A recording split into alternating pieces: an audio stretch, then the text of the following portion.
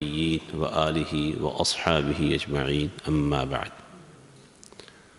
عن سهل بن سعد رضي الله عنه قال قال رسول الله صلى الله عليه وسلم من يضمن لي ما بين لحييه وما بين رجليه أضمن له الجنة. رواه الإمام البخاري رحمه الله. امام بخاری رحمہ اللہ اپنی کتاب صحیح بخاری میں کتاب الرقاق باب حفظ اللسان اس میں حدیث لائے ہیں جس کے راوی ہیں سیدنا سہل بن سعد رضی اللہ تعالی عنہ. وہ روایت کرتے ہیں کہ رسول اللہ صلی اللہ علیہ وسلم نے فرمایا جو شخص مجھے اپنی زبان اور شرمگاہ کی حفاظت کی ضمانت دے دے کہ ان دونوں کو محفوظ رکھے گا میں اسے جنت کی ضمانت دیتا ہوں. اللہ تعالیٰ نے انسان کو مختلف نعمتیں دی ہیں. یہ جسم پورا اللہ کی نعمتوں سے بھرا ہوا ہے اور ان نعمتوں کے بارے میں قیامت کو سوال ہونا ہے. ہمیں ان نعمتوں پر اللہ نے عارضی اختیار دیا ہے اور ہمیں امتحان میں ڈالا ہے. تو جسم میں جو بڑی بڑی قیمتی نعمتیں ہیں ان میں سے ایک نعمت زبان بھی ہے. اللہ تعالیٰ نے اس کا خصوصی طور پر ذکر کیا ہے قرآن میں. أَلَمْ نَجْعَلْ لَهُ عَيْنَيْنِ وَلِسَانًا وَشَفَتَيْنِ. ہم نے انسان کو زبان اور دو ہونٹ دیے ہیں. یہ دونوں ہونٹ زبان کے کور ہیں. تو رسول اللہ صلی اللہ علیہ وسلم نے فرمایا جو شخص مجھے زبان کی حفاظت کی ضمانت دے دے کہ اس کو محفوظ رکھے گا. زبان ہے تو جسم کا ایک بوٹی، کام اس کا ہے چلنا، حرکت میں رہنا. لیکن اگر یہ زبان اللہ اور اس کے رسول صلی اللہ علیہ وسلم کی ہدایت و تعلیمات کے ساتھ کام کرے تو یہ زبان انسان کو اللہ تعالیٰ کے ہاں بڑا اونچا مقام دلوا سکتی ہے. صحیح بخاری میں ہی ایک حدیث ہے. رسول اللہ صلی اللہ علیہ وسلم نے فرمایا من کان یؤمن باللہ والیوم الآخر فلیقل خیرا او لیصمت. جو اللہ اور قیامت کے دن پر ایمان رکھتا ہے اسے چاہیے کہ ہمیشہ خیر کی بات کہے، زبان سے بھلائی کی بات، نفع کی. بولنے سے اپنے آپ کو بھی نفع ہوتا ہو، سننے والوں کو بھی فائدہ ہوتا ہو. خیر کی بات کہے، خیر پھوٹے اس سے، لوگوں کو بھلائی کا پیغام ملے، لوگوں کے دلوں کو اطمینان اور سکون ملے، ایسی بات کرے. اگر اس طرح کی بات کرنے کے لیے نہ ہو تو پھر بولنے سے بہتر ہے انسان خاموش رہے. یہ زبان نبی علیہ السلام نے اسی زبان کے بارے میں فرمایا. یہ جو لگائی بجائی انسان کرتا ہے یا لوگوں کے درمیان صلح کرواتا ہے وہ اس زبان کے ذریعے ہوتا ہے. ایک دن رسول اللہ صلی اللہ علیہ وسلم نے فرمایا کہ میں تمہیں نفلی روزوں، نفلی نمازوں اور نفلی صدقے سے بھی بڑھ کر کوئی خیر کا کام، نیکی کا کام، بھلائی کا کام نہ بتاؤں؟ اور ساتھ ہی فرمایا اصلاح ذات البین، لوگوں کے درمیان صلح کروانا. حتیٰ کہ صلح کروانے کے لیے نبی علیہ السلام نے فرمایا جو صلح کروانے کے لیے جھوٹ بولتا ہے وہ جھوٹا نہیں ہوتا. جو شخص صلح کروانے کے لیے جھوٹ بولتا ہے وہ جھوٹا ہی نہیں ہے. اور ساتھ ہی فرمایا وَفَسَادُ ذَاتِ الْبَيْنِ هِيَ الْحَالِقَةُ. اور لوگوں میں لگائی بجائی کرتے رہنا، لڑائی کروانا، ایسی باتیں کرنا جس سے دل دور ہو جائیں، جھگڑے کھڑے ہو جائیں، یہ تو جڑوں سے موڑ کے رکھ دینے والی چیز ہے. اور یہ دونوں کام کیسے ہوتے ہیں؟ زبان کے ساتھ ہوتے ہیں.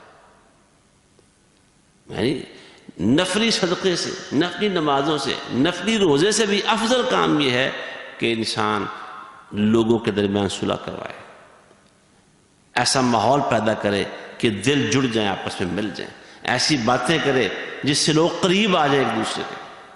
اور اسی زبان سے دوسری صورتیں پیدا کرتا ہے انسان، کہ ایسی صورتحال پیدا کر دیتا ہے کہ لوگ ایک دوسرے سے نفرت کرنے لگتے ہیں، لڑائیاں کھڑی ہو جاتی ہیں۔ سیدنا معاذ بن جبل رضی اللہ تعالی عنہ سے مروی حدیث ہے، سنن ابی داؤد، مسند امام احمد بن حنبل میں لمبی حدیث۔ سوال کرتے ہیں اللہ کے رسول صلی اللہ علیہ وسلم، مجھے ایسا کام بتائیے کہ جس کی وجہ سے اللہ مجھے جنت میں داخل کر دے اور جہنم سے بچا لے۔ آپ نے فرمایا کہ تم نے بہت بڑا سوال کیا ہے، لیکن جس کے لیے اللہ آسان کر دے اس کے لیے آسان بھی بہت ہے۔ سب سے پہلے رسول اللہ صلی اللہ علیہ وسلم نے انہیں ارکان اسلام بتائے، 5 ارکان اسلام جو ہیں ان پر عمل کرو۔ پھر آپ نے ابواب الخیر بتائے، بلائی کے دروازے بتائے، جس میں تہجد بھی ہے، صدقہ ہے۔ آپ صلی اللہ علیہ وسلم نے اللہ قرآن کی تلاوت ہے، امر بالمعروف ہے، بہت سارے نیکی کے کام بتائے۔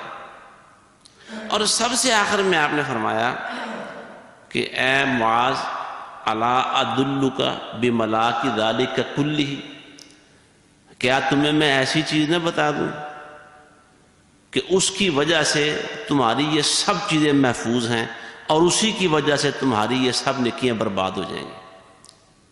توحید و رسالت کا اقرار، نمازیں، روزے، زکوٰۃ، حج، تہجد، صدقہ و خیرات، نفلی نمازیں پڑھنا اور دیگر تمام جو نیکی کے، بلائی کے، خیر کے کام ہیں، اگر وہ ایک چیز تم نے بچا لی سب چیزیں بچ جائیں گی، اگر وہ ایک چیز تم نے ضائع کر دی یہ سب نیکیاں برباد ہو جائیں گی۔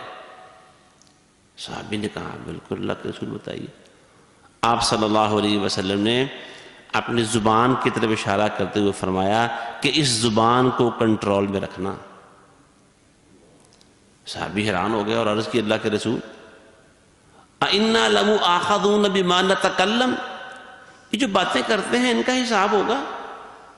رسول اللہ صلی اللہ علیہ وسلم نے ارشاد فرمایا ثَقِلَتْكَ أُمُّكَ يَا مُعَاذ، معاذ تمہیں تمہاری ماں گم پائے۔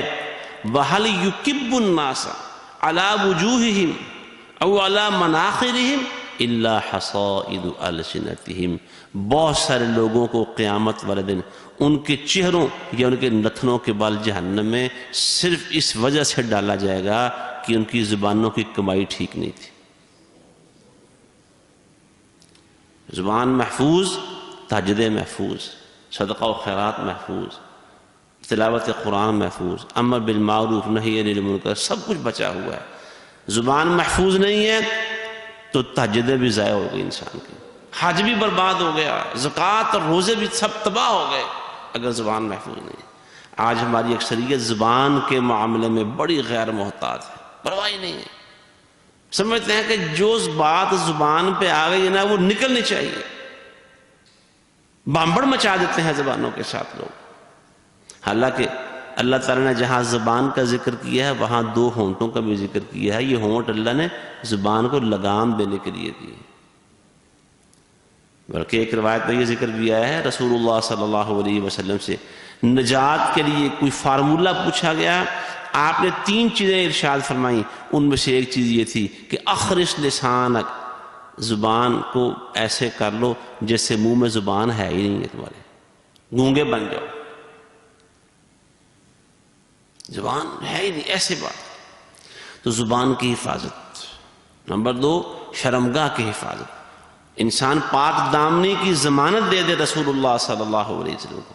قرآن مجید میں بھی اللہ نے یہ بات فرمائی ہے کہ جو پاک دامن رہتے ہیں، اپنی جسمانی لذتوں کے لیے غلط راہیں اختیار نہیں کرتے، اللہ اور اس کے رسول صلی اللہ علیہ وسلم نے جو راستہ اور لائن دے دی ہے اس کے اندر اپنے آپ کو پابند کر لیتے ہیں، بند کر لیتے ہیں، جکڑ لیتے ہیں۔ سورہ مؤمنون کے آغاز میں اللہ نے فرمایا ہے کہ جو اپنی لذتوں کے لیے بہکتے نہیں ہیں، اللہ اور اس کے رسول کی حدود کے اندر رہتے ہیں، اور بھی دیگر صفات کا ذکر کرتے ہوئے فرمایا اولئک هم الوارثون، اصل وارث تو یہ لوگ ہیں الذین یرثون الفردوس، جو حقیقت میں جنت الفردوس کے وارث بنیں گے، ہم فیہا خالدون، اس میں ہمیشہ رہیں گے۔ شرمگاہوں کی حفاظت کرنا، پاک دامن رہنا، سوچ اور فکر کو پاک اور صاف رکھنا، نگاہوں کو پاک اور صاف رکھنا۔ یہ سوچ اور فکر اور نگاہیں ہیں نا، یہ بے راہ روی کی بنیاد اور پہلے دروازے ہیں۔ شرمگاہوں کی حفاظت کے لیے ضروری ہے نگاہوں کی بھی حفاظت ہو۔ قرآن نے یہی تو کہا ہے، قُل لِّلْمُؤْمِنِينَ يَغُضُّوا مِنْ أَبْصَارِهِمْ وَيَحْفَظُوا فُرُوجَهُمْ، ایمان والے مردوں سے کہو نگاہیں نیچی رکھیں اور شرمگاہوں کی حفاظت کریں۔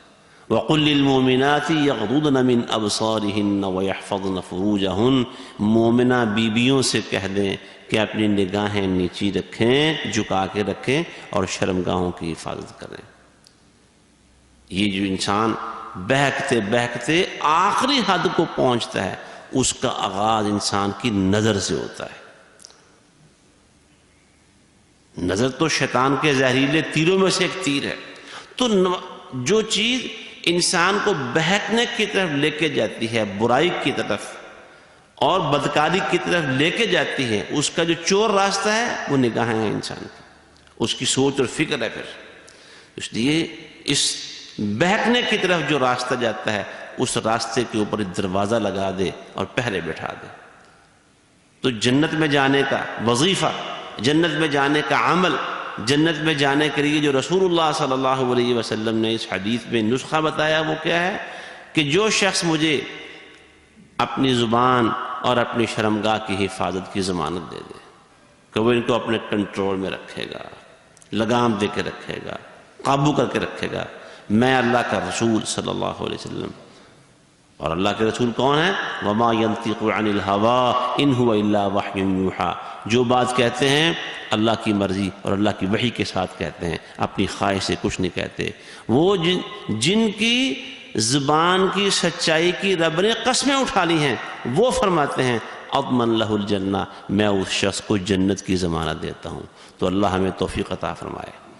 اور آئیے پھر عزم بھی کرتے ہیں اس رمضان میں کہ ہم نے اپنی زبانوں کی حفاظت کرنی ہے۔ اگر زبانیں محفوظ نہیں ہیں، یہ روزے برباد ہیں۔ زبانیں محفوظ نہیں ہیں، تہجد اور قیام اللیل سب فنا ہے۔ زبانیں محفوظ نہیں ہیں، اس مہینے میں جتنے بھی صدقات کر رہے ہیں، زکاتیں دے رہے ہیں، ہر چیز ختم اور ملیا میٹ ہو کر رہ جائے گی۔ تو عزم کریں اس بات کا کہ زبان کو کنٹرول میں رکھنا ہے، لگام دے کے رکھنا ہے۔ اسے اللہ کے خوف کی ہمیں لگام دینی ہے اور اپنے آپ کو پاک دامن رکھنا ہے، نگاہوں کو، سوچ اور فکر کو پاک رکھنا ہے، تاکہ اللہ تعالی ہمارے لیے جنت کا راستہ آسان کر دے۔